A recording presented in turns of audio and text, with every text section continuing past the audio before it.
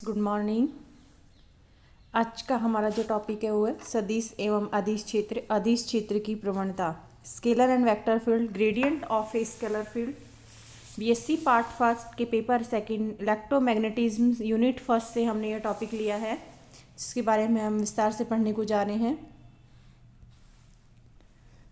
सबसे पहले हम देखते हैं क्षेत्र की अवधारणा यानी कंसेप्ट ऑफ फील्ड क्या होता है। अनेक अवस्था या भौतिक राशियों का मान प्रेक्षण बिंदु की स्थिति पर निर्भर करता है।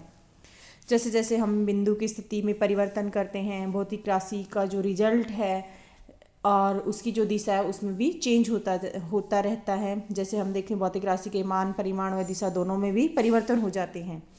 इस प्रकार भौतिक राशि का मान बिंदु के निर्देशांकों पर निर्भर करता है यानी कोऑर्डिनेट्स पर डिपेंड करता है। ऐसी भौतिक राशि को स्थिति के फलन के रूप में व्यक्त किया जा सकता है। जैसे हम यहाँ लिख रहे हैं A=AXYZ, यानी यहाँ पर जो A है वो किस किस पर डिपेंड कर रहा है, उसके कोऑर्डिनेट्स हैं X, Y एंड Z। यदि किसी बिंदु P के कार्तीय निर्देशांक Cartesian coordinates X, Y and Z हैं और इस बिंदु पर किसी भौतिक राशि को हमें लिखना है तो हम उसे इस तरह से लिखेंगे A=AXYZ। वह क्षेत्र या आकाश जिसमें भौतिक राशि का मान प्रेक्षण बिंदु के निर्देशांकों पर निर्भर करता है उस भौतिक राशि का क्षेत्र कहलाता है। ये यहाँ पर फील्ड की डेफिनेशन है, यानी कंसेप्ट ऑफ फील्ड। फील्ड क्या होता है उसमें हम जानते हैं कि फील्ड वह है या स्पेस है जिसमें भौतिक राशि कोई भी भौतिक राशि वह प्रेक्षण बिंदु के कोऑर्डिनेट्स पर डिपेंड करती है। जैसे ये A है, X, Y एंड Z पर डिपेंड कर रहा है, उस भौतिक राशि का क्षेत्र कहलाता है। अब हम बात करते हैं यहाँ पर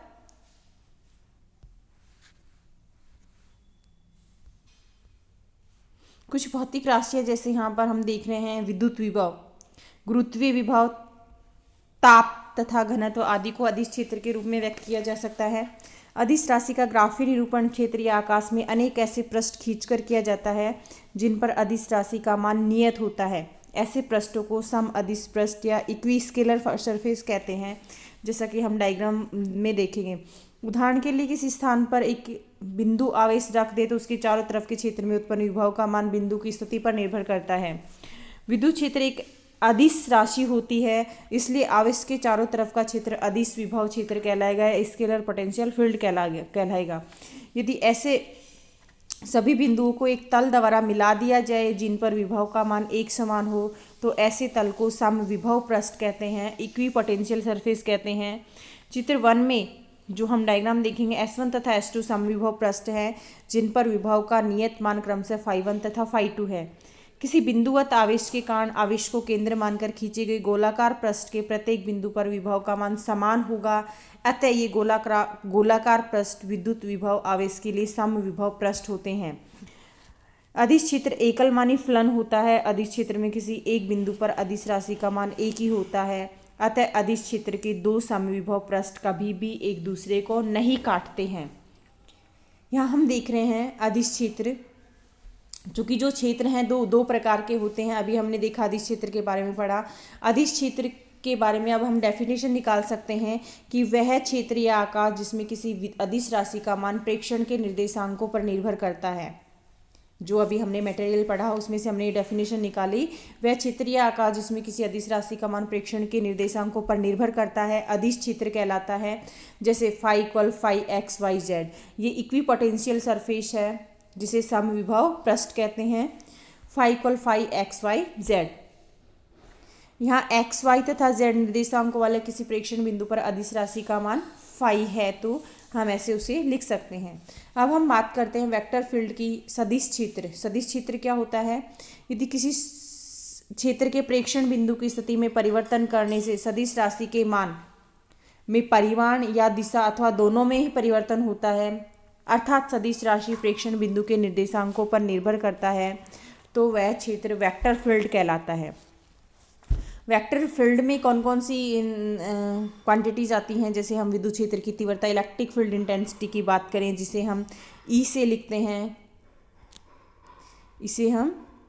लिखते हैं, तथा विद्युत चुंबकीय क्षेत्र की तीव्रता की बात करें जिसे हम B से लिखते हैं, B वेक्टर से लिखते हैं। गुरुत्वीय क्षेत्र की तीव्रता की बात करें जिसे हम G से लिखते हैं, इत्यादि सदिश क्षेत्र के उदाहरण हैं।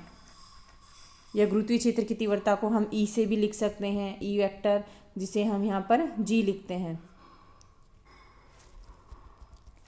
किसी क्षेत्र में कोई सदिश राशि ए प्रेक्षण बिंदुओं के निर्देशांक को एक्स, वाई तथा जेड पर निर्भर करता है तो सदिश क्षेत्र को हम इस प्रकार से लिखते हैं, A vector X Y and Z.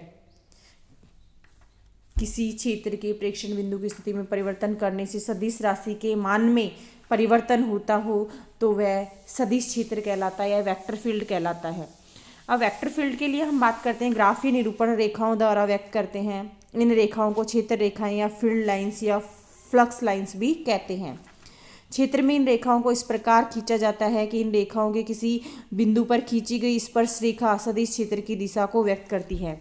यानी अगर हम बात करें कि सदिश क्षेत्र को कैसे व्यक्त किया जाए, तो सदिश क्षेत्र को तो इस लाइन के द्वारा व्यक्त किया गया है। अब अगर हम इस लाइन पे कोई स्पर्श रेखा खींच दें, जैसे हमने ये स्पर्श रेखा खींची है, ये उस सदिश क्षेत्र की दिशा को व्यक्त करती है। विद्युत एवं चुंबकीय क्षेत्र में खींची गई क्षेत्र रेखाएं बल रेखाएं भी कहलाती हैं, लाइन्स ऑफ फोर्स भी कहलाती हैं, जिसे हम विद्युत बल रेखाएं या चुंबकीय बल रेखाएं भी कहते हैं। क्षेत्र के किसी बिंदु पर इस सदिश क्षेत्र के परिमाण को व्यक्त करने के लिए क्षेत्र रेखा के लंबवत एक क्षेत्रफल अल्पांश लेते हैं। इसके लंबवत हमने यहाँ पर एक क्षेत्रफल अल्पांश ले लिया, जिसे हम डी ए से लिख रहे हैं। इस प्रकार किसी पृष्ठ की से निर्गत प्रति एकांक क्षेत्रफल क्षेत्र रेखाओं की संख्या सदिश क्षेत्र के परिमाण को व्यक्त करती है। अल्पांश पृष्ठ से निर्गत प्रति एकांक क्षेत्रफल क्षेत्र रेखाओं की संख्या सदिश क्षेत्र के परिमाण को व्यक्त करती है। अतः सदिश क्षेत्र के किसी बिंदु पर सदिश क्षेत्र की दिशा के लंबवत अल्पांश क्षेत्रफल से निर्गत प्रति एकांक क्षेत्रफल बल रेखाओं की संख्या सदिश क्षेत्र के परिमाण को व्यक्त करती है या उसके बराबर होती है। जैसे अभी हम बात करें इस डायग्राम की कि इस एरिया से गुजरने वाली प्रति एकांक बल रेखाओं की संख्या चुंबकीय क्षेत्र के परिमाण को व्यक्त करती है, सदिश क्षेत्र के परिमाण को व्यक्त करती है, के बराबर होती है। माना किसी बिंदु पर बल रेखाओं के लंबवत स्थित अल्पांश क्षेत्रफल डी ए से डी फाई क्षेत्र रेखाएं या फ्लक्स गुजरता है, तो सदिश क्षेत्र की तीव्रता का परिमाण क्या होगा?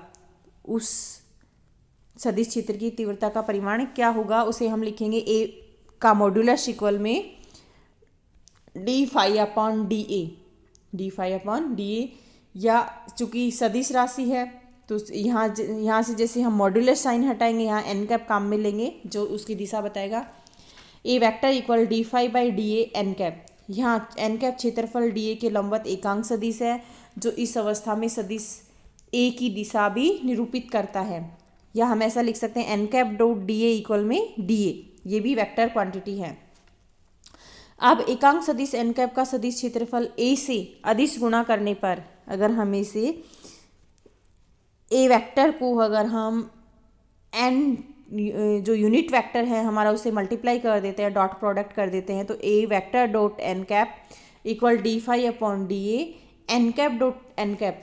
चूँकि यहाँ पर जो N cap dot N cap है ये यूनिट वेक्टर है, जैसे हम लिखते हैं ना आई कैप डॉट आई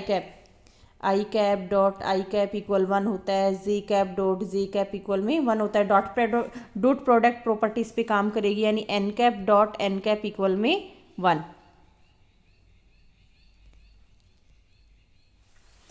तो हम यहाँ से देख सकते हैं A vector dot N cap equal में D phi upon D A N cap dot N cap equal 1, यानी D phi by D A, या डी फाई इक्वल में A vector dot N cap dot D A. या हम ऐसा लिख सकते हैं कि जो डी फाई है फ्लक्स जो है वो क्षेत्र सदिश ए तथा क्षेत्रफल अल्पांश डी ए के डॉट प्रोडक्ट के गुणनफल के बराबर होता है। चूँकि यहाँ हम देख रहे हैं कि ये डी फाई जो है वो एक मतलब इसके साथ कोई डायरेक्शन नहीं है, यानी ये एक स्केलर क्वांटिटी है। दो वेक्टर क्वांटिटियों का जो डॉट प्रोडक्ट है वो एक स्केलर क्वांटिटी देता है, यानी फ्लक्स जो है एक स्केलर क्वांटिटी होगा। यहाँ से यह भी क्लियर हो रहा है।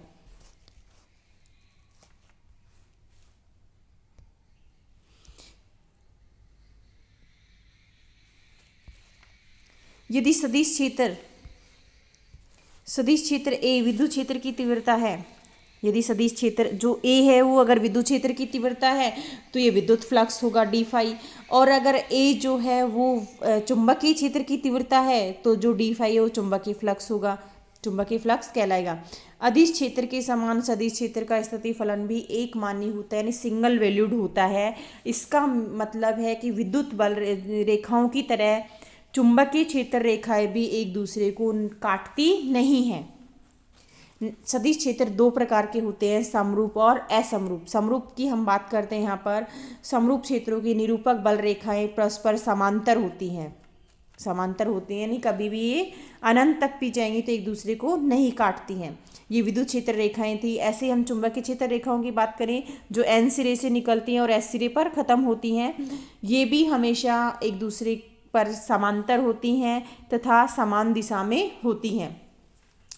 असमरूप क्षेत्रों की निरूपक बल रेखाएं असमान दूरी पर होती हैं अथवा परस्पर समांतर व समान दिशा में नहीं होती हैं। जैसा हम इस डायग्राम से क्लियर कर लेंगे कि ये जो हैं असमांतर हैं। देखिए यहाँ पर गैप कुछ अलग है, फिर गैप बढ़ रहा है, फिर गैप बढ़ रहा है, यानी ऐसे करके गैप बढ़ जाएगा।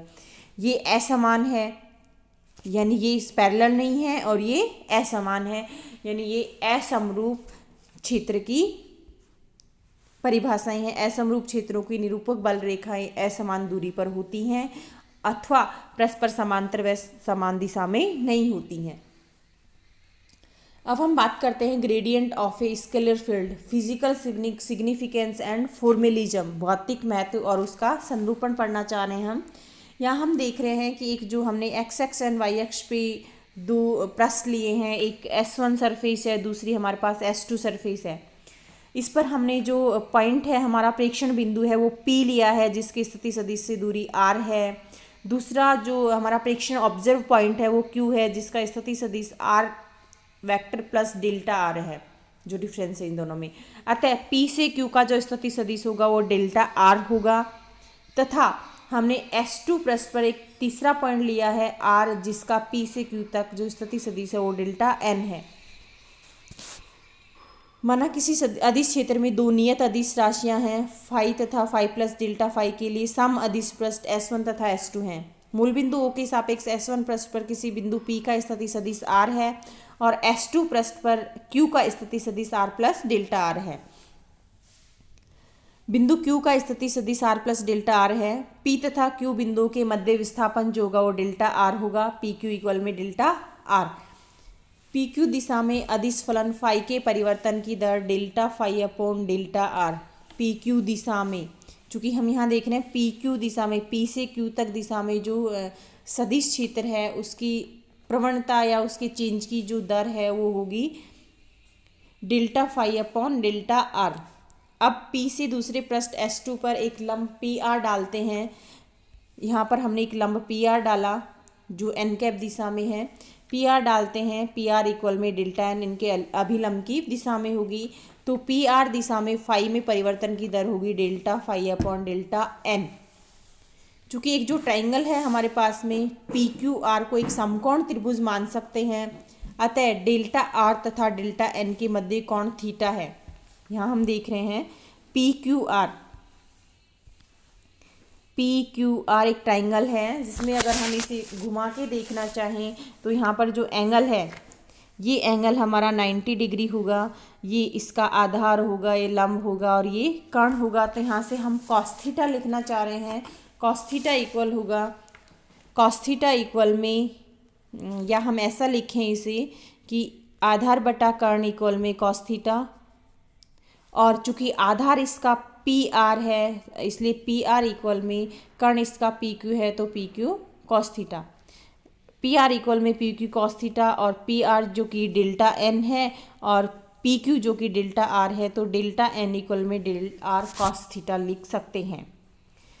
डेल R का मान इक्वेशन 1 में रखने पर इक्वेशन 1 जो है वो del phi by del R, del phi by del R है। Del phi by del R है, यानी डेल R हमें लिख सकते हैं डेल R इक्वल में डेल्टा N अपॉन में cos theta, delta N upon में कॉस थीटा अगर हम यहाँ रख सकते हैं तो हम इसको लिख सकते हैं del phi upon del N और जो कॉस थीटा कोण में है वो ऊपर चला जाएगा। पी क्यू दिशा में फाई के परिवर्तन की दर होगी। चूँकि कॉस थीटा का जो मैक्सिमम वैल्यू है वो 1 होती है, कॉस 0 डिग्री पे ही 1 होता है, तो पी क्यू दिशा में फाई के महत्तम परिवर्तन की दर del phi by del R maximum equal del phi by del N.